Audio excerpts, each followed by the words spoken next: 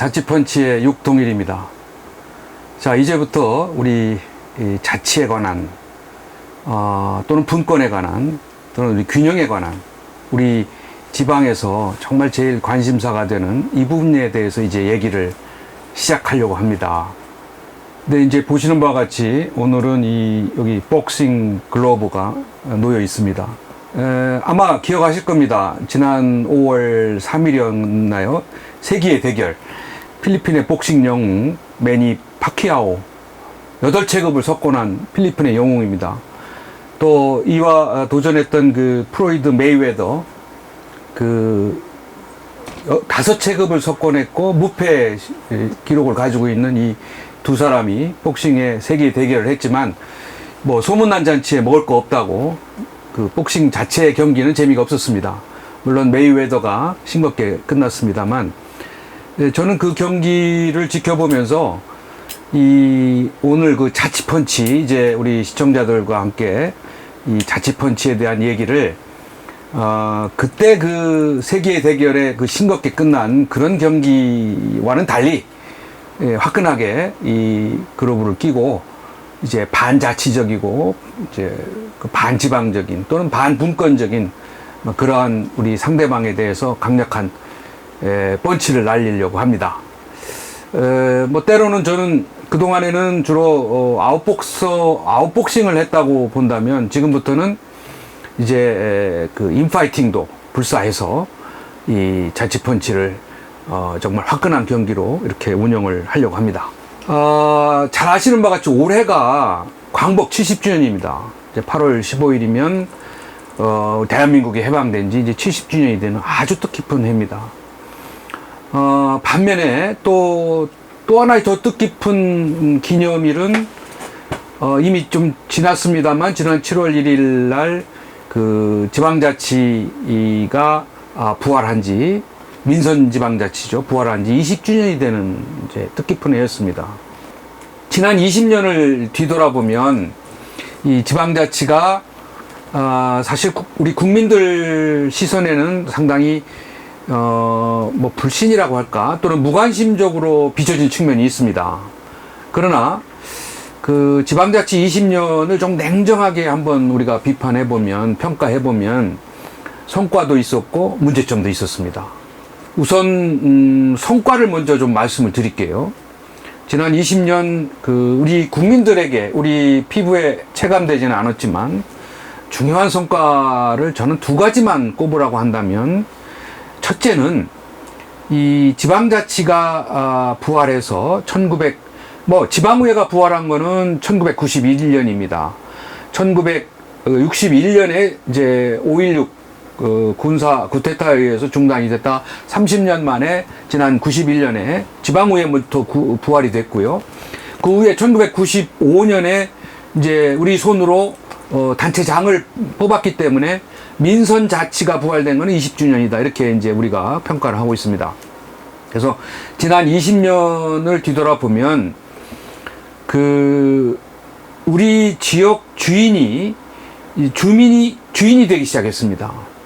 그러니까 그 이전에는 우리 지역 주민들은 항상 관에 지배를 받는 이렇게 뭐 통치의 대상 그런 그 위상과 역할에 불과했지만 지방자치가 됨으로써 이제 지역 주민이 진정한 주인이 되기 시작했다. 이거는 지금 우리 이 시각에서 보면 당연히 상식적인 일이지만은 혁명적인 변화입니다.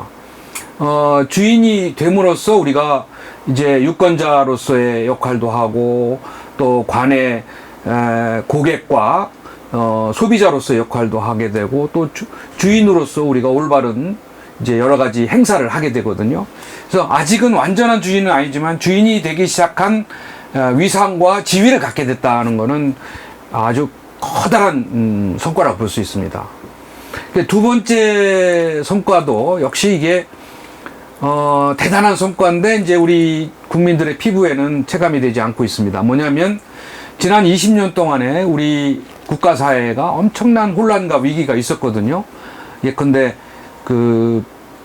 안보적으로도 우리가 남북한 대치 상황에서 북핵 위기, 북한 핵실험, 천안함 피격, 또 연평도 포격, 이런 그 국가 안보 위기적인 상황이 있었음에도 우리가 슬기롭게 이거를 극복해 내왔습니다. 또 경제 위기도 심각했거든요. IMF다, 외환위기다 해서 우리 특히 서민들을 중심으로 해서 굉장히 어려운 경제적 그 위기나 이런 그 힘든 그런 과정을 우리가 슬기롭게 극복해 가고 있습니다. 뿐만 아니라 정치적인 혼란도 대단했거든요. 우리가 대통령이 탄핵되기도 했고 대통령이 뭐 자살하기도 했고요. 또 정치적인 혼란과 대립이 극심했거든요. 이제 그럼에도 불구하고 우리가 그러한 혼란과 위기 속에서도 평화적으로 정권을 교체했습니다. 여당과 야당 간에도 교체를 했고요. 또 여당과 여당 간에도 선거를 통해서, 그러니까 우리가 총칼을 들지 않고 선거를 통해서 평화적으로 정권 교체를 한 거는 대단한 정치 발전입니다. 왜냐하면 여러분들이 몇 년 전에 지켜본 이 아프리카의 그 자스민 혁명이라는 걸 보셨지 않습니까?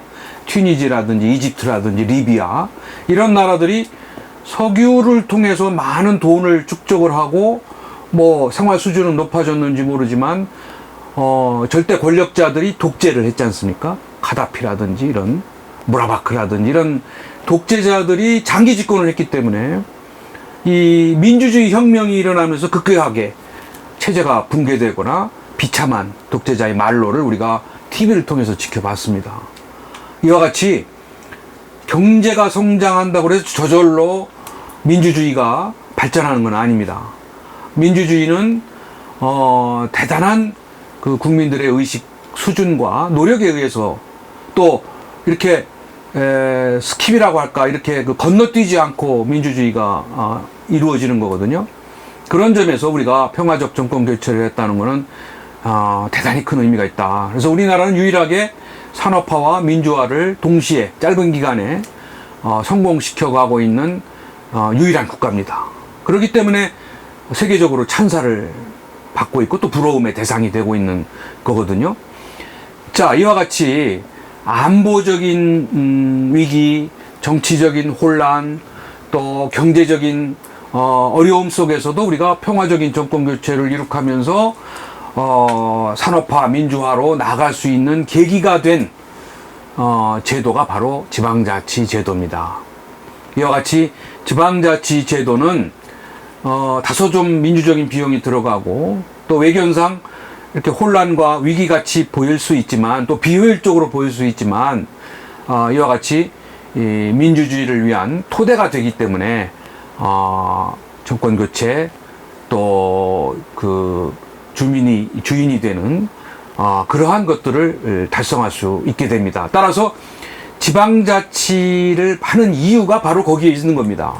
다시 말해서 중앙정국의 혼란과 위기를 차단하거나 최소화해서 지방이 안정을 유지하면서 발전할 수 있도록 하는 이제 그런 것을 위해서 지방자치를 하는 당위성이 있는 것이다. 그래서 저는 지난 20년에 우리 지방자치는 들어가는 비용에 비해서 그 이상의 이득을 나타낸 굉장히 큰 성과가 있었다. 그런 점에서 지난 20년 전에 우리 국민들이 지방자치를 부활시킨 것은 대단히 탁월한 선택이고 결단이었다. 그런 점에서 저는 지방자치 20년을 우선 성과면에서 높이 평가를 합니다. 이제 그런데 다만 그런 성과만 우리가 즐기고 만족할 것이 아니라 지난 20년의 지방자치는 또 우리에게 많은 숙제를 남겨줬습니다. 지방자치를 한다고 해서 저절로 이제 모든 것이 해결되거나 만능적으로 사회가 발전하는 건 아니다라는 것도 우리가 이제 지난 20년을 통해서 깨닫게 됐습니다. 왜냐하면 지방자치를 제대로 하려면 우리가 우리 국민들이 직접 자치를 할 수도 있고 우리가 대표를 뽑아서 자치를 시킬 수도 있습니다. 이제 그게 바로 우리가 우리 손으로 단체장, 시장, 군수, 구청장, 도지사, 광역시장 이렇게 우리 손으로 선거를 통해서 뽑는 거거든요. 또 우리가 그러한 그 단체장에 의해서 구성된 집행기관을 잘 견제시키기 위해서 우리가 또 우리 손으로 지방의원들을 뽑아서 지방의회를 또 만들어 놓은 것이 지방자치제도거든요. 그런데 문제는 이 지방선거가 제대로 실시가 안 됐다. 지난 우리가 6번의 지방선거를 치렀습니다만 어떻게 됐습니까? 지방선거가 돈이 많이 들어갔거든요. 그 돈은 다 우리 주민들의 손에 주머니 속에서 나간 겁니다. 또 그 선거가 공정하고 민주적으로 치루어지지 않았기 때문에 올바른 대표를 우리가 선출하지 못해서 선거가 끝난 후에 실망하고 또 잘못 뽑았다고 후회하는 것이 되풀이되고 있습니다. 이제 그렇게 된 이유는 근본적으로 여러 가지 문제가 있습니다만은 이제 정당 공천제 문제가 아직 정착이 안 돼 있습니다. 우리는 지금 그 여러 개 선거, 뭐 광역, 기초, 또 그 뭐 정당에 대한 뭐 투표, 뭐 이런 1인 8표제 또는 1인 7표제를 했는데 거기에 전부 정당이 깊숙이 개입이 돼 있거든요. 그런데 정당이 개입을 해서 지방선거가 이제 중앙정치에 종속이 되거나 제대로 공천을 안 하거나 또는 공천에서 많은 비리와 부정이 개입을 하게 됐습니다. 이제 그 부분이 앞으로 이제 우리가 이 펀치 글러브를 끼고 그 잘못된 지방선거, 잘못된 공천을 우리가 펀치로 이제 날려야 되는 그러한 이제 숙제가 남겨져 있습니다. 그래서 선거 문제가 우선 잘 해결이 안 돼 있고요. 두 번째는 우리 지방자치가 여전히 좀 낭비적이고 비효율적이고 부패가 척결이 안 돼 있습니다. 뭐 거기에는 이제 선거에서 비롯된 문제도 있습니다만 아직도 이 지방자치가 이렇게 그 마치 독립된 무슨 왕국같이 운영이 돼서 비효율적이거든요. 말하자면은 지금 우리가 243개의 지방자치단체가 있습니다. 17개 광역자치단체, 그리고 226개의 기초자치단체, 시군구가 있습니다. 근데 이 자치단체가 처음부터 저마다 따로 행사해야 되고, 따로 뭐 시설도 만들어야 되고, 이런, 그 협력적이지 않은 그런 그 지방자치를 하기 때문에 굉장히 낭비, 비효율이 대단히 심각하다. 이제 그런 점에서, 앞으로 우리 지방자치를 어떻게 하면은 효율적으로 적은 돈을 들여가지고 좋은 성과를 내는, 따라서 우리가 글러브를 끼고 이제 비효율에 대해서 펀치를 날려야 되는 이제 그런 숙제가 남겨져 있습니다.